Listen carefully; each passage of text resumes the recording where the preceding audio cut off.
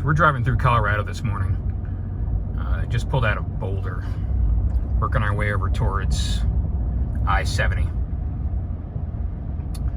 to head west through the Rockies over to Las Vegas. It's about a 750-mile drive. They say it's going to take about 10 or 11 hours. That sounds about right. The roads are clear. It's a beautiful sunny day. And temp is in the 40s. If you're from the Midwest, where you go 6 or 8 months out of the year without really seeing the sunlight, it's kind of a revelation here because, yeah, it's the dead of winter. They just got something like 2 or 3 feet a couple weeks ago, or maybe even like last weekend. But the thing in Colorado, and I guess in the Rockies in general, is that once it gets done snowing, the weather blows away and the sun comes back out, and it's absolutely beautiful. And, you know, the snow melts or evaporates and they plow the roads. They appear to be really good about plowing the roads here, as you might imagine they'd be. And then the roads are dry again. It's not like in where we live in Michigan, where, you know, it's just like misting for days at a time, and you got to wonder if you're driving on black ice or if it's you know, just slippery muddy rain that you're, you know, rain slicked roads you're driving on. And so it is exceptionally treacherous in the Midwest for a good part of the winter, because it's constantly either snowing, or there's slush and ice on the ground, or it's about to snow, or it's misting, or you get sleet and freezing rain and all that kind of stuff. And what we've observed here in Colorado, just passing through town or passing through the area, is that no, that's not the case here. Either the highways are open and they're beautiful and you can get through at your normal speed, or they are completely shut down and you're going nowhere, and you need to just camp out in your hotel or find a place to spend a day or two while they get the roads clear. Very interesting change of pace for us compared to where we live. And obviously the scenery is a lot prettier. You know, it's flat in the Midwest. Flat as a pancake, and you're not going to go downhill skiing or anything like that. You know, we have snowmobiling and we have some people that actually do cross-country skiing, but it appears that everybody here spends half the winter at on the ski slopes doing either skiing or snowboarding. The truck itself is obviously handling the roads just fine. You see our trip MPG for today. We've gone 21 miles, and our average MPG is 21.3. When we started out, we were in a subdivision, and we drove probably a mile or two through the subdivision, and we were able to use electricity for almost that entire period, to where the electric motor started the car up from a stoplight, accelerated it for a while, and then you coasted. You let off the throttle and it would coast, and the electric motor would slow the truck down and regenerate electricity to recharge the battery. And we hit 24 mpg during that time. But then we got on like a 2-lane secondary road, and the mileage immediately started going down. You know, in Colorado, it's you know, you spend a lot of time going uphill or downhill, obviously, when you're in the western half of the state. And, you know, going uphill, there's not much that the electric motor could do for you. Going uphill at, you know, 50 or 60.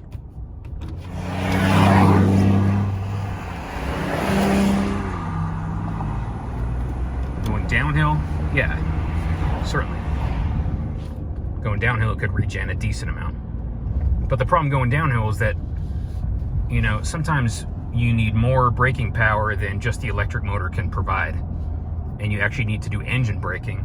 And what the truck does not like to do is have the motor running when you're going downhill and providing engine braking. So we'll see here once we get into these steeper, long downhill grades, like, you know, coming through Vail Pass, that kind of thing.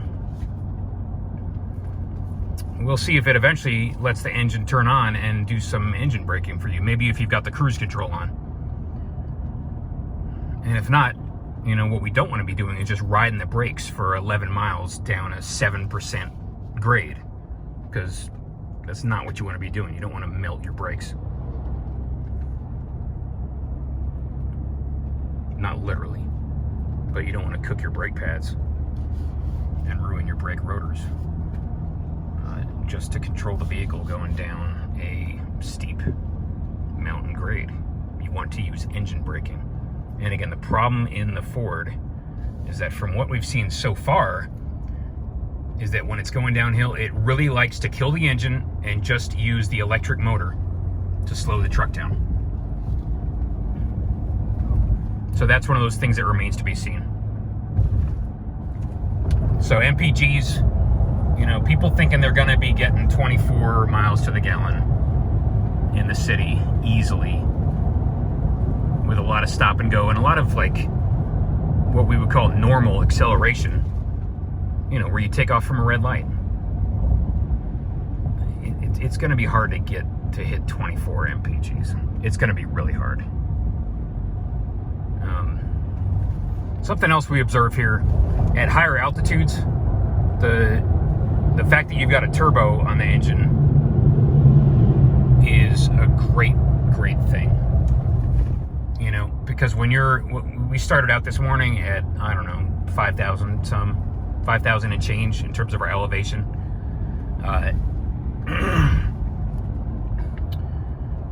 A naturally aspirated engine, meaning a regular conventional 4-cylinder, V6, V8, inline 6, what have you.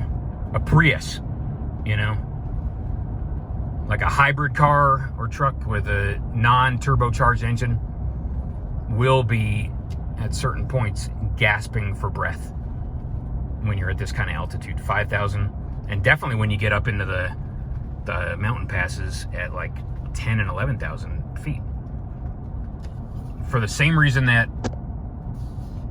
you know, a human being has trouble breathing and operating effectively at that kind of altitude, because the air is thinner and so there's less oxygen that you get, and an engine needs oxygen to make power. And so when it can't breathe in all the oxygen it needs, it's going to be starved for power. A turbo engine, on the other hand, look at the boost gauge. You know, it's constantly, you know, you put your foot down, yeah, it's well over 10 pounds of boost. A turbo engine doesn't have the problem that a naturally aspirated engine has, where it's starved for oxygen, because with a turbo, it's a type of supercharger, and it's a supercharger driven by the exhaust compared to a regular supercharger that's belt driven off the engine. So when you put your foot down and you generate, you know, demand, when you tell the engine to make more power, you put more load on it, it's gonna start to generate more exhaust pressure, which will spin the turbo, which will make boost, which will force more air into the engine. And when you get more air into the engine, you can burn more fuel. So it's not going to have any trouble making all the power you need.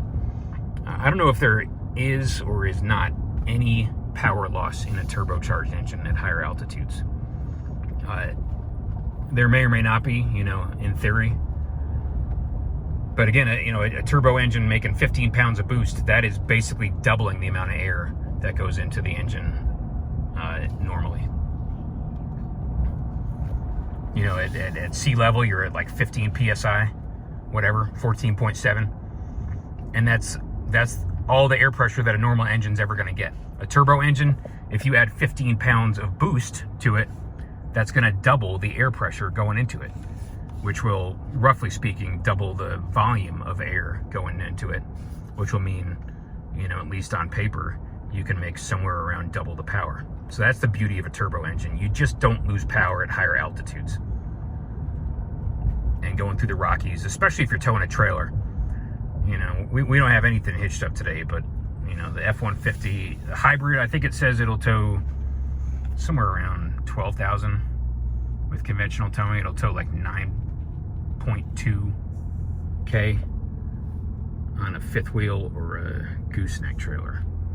And you don't want an engine that's going to be struggling and gasping for breath to pull that trailer up and over the mountains.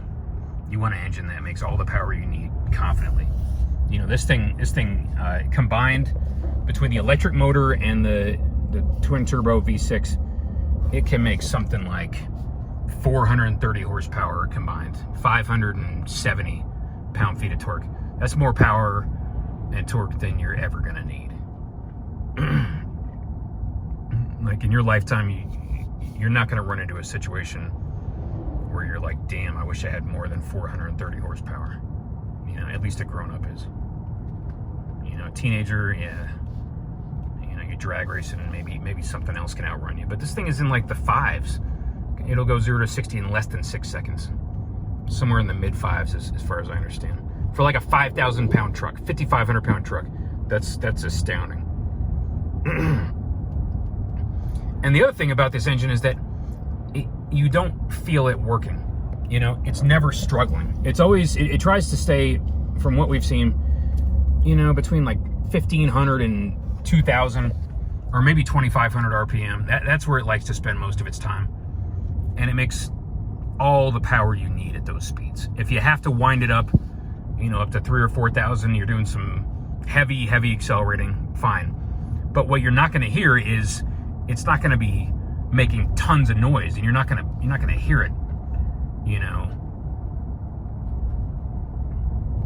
working that hard. Even with 10 or 15 pounds of boost, you don't hear the turbos whining, you don't hear the engine, you know, it's not like twice as loud. You know, like our Cummins diesel, that thing makes a ton of noise when it's in the boost.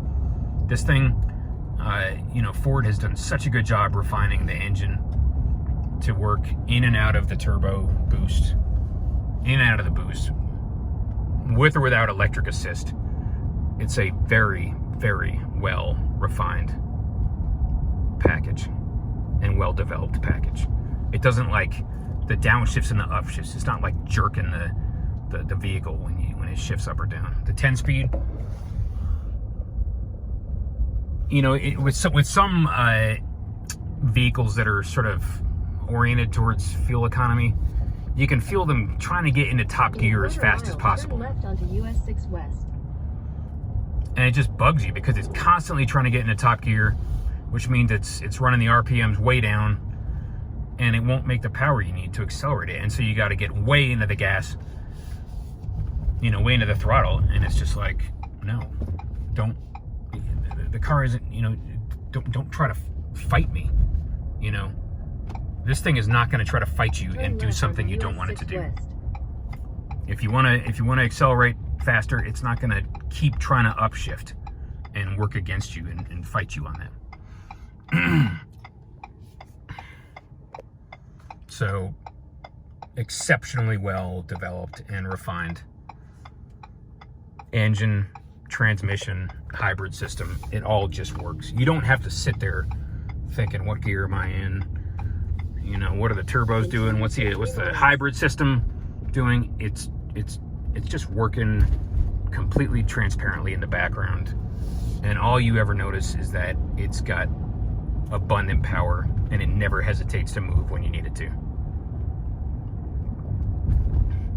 No drama at all. We don't really need to talk today about the lane keeping system. All we're going to say is that yesterday, that lane keeping system basically drove the truck for the entire 11.5-hour ride from Iowa City, Iowa, all the way out to Boulder, Colorado. 800 miles, and we arrived fully rested. We were not strung out or tired or exhausted in the least after 11.5 hours behind the wheel. And, you know, it's hard to imagine after you've used a system like this, a self-driving system or a lane-keeping system. It's kind of hard to picture going back to a car or a truck that doesn't have it, to where you're sitting there fighting with the wheel for 11.5 hours. That's more drama than you need. Even with those really, really strong crosswinds and headwinds that we hit in like western Iowa and Nebraska, the truck just kind of handled it. It just took care of it. You know, there was one occasion where it corrected this, you know, it kind of overcompensated for a turn, and we had to take control of it. And then there was also one occasion we talked about where the hood kind of flapped a little bit, started flapping a little bit in a really severe headwind. Like it almost wanted to break free and bust the latch and flip up and over onto the windshield, but that didn't happen. You know, it was noticeable because the truck, as a general rule, as a package, is so well refined and developed. And it was like, oh, that's not right. But you know, again, we got nothing to complain about.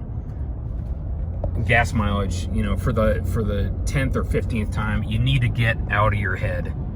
You need to get it out of your mind that you're going to be getting 24 miles to the gallon with this thing. If you're doing real highway driving or even real city driving where you have to accelerate and stop at a moderate pace or go up and down, you know, any amount of elevation. It's not happening. There was one stretch we did 2 days ago when we drove from Southeast Michigan to Iowa City, and that was like 450 miles, and we got 20.6 mpgs average over 450 miles. And that was kind of a fluke. That was us driving between 70 and 75 and 80 on mostly flat interstate with not much of a headwind or anything like that. In a headwind like what we hit in western Iowa or in like elevation changes, nope, this is not getting 20 miles to the gallon. It's going to be in the teens. I think our average mileage yesterday over 800 miles was something like 16 and a half. So, you know, it does what it's going to do, and you kind of have to accept that fact and not be angry about the fact that your hybrid pickup truck isn't getting 24 mpgs. You know, get over it. You don't buy a pickup truck to save gas. You buy a pickup truck to do a job, to do some work. And if it gets great mpgs as like a side effect, you know, that's nice. But again, don't wrap your mind around that number 24, because it's just not happening most likely.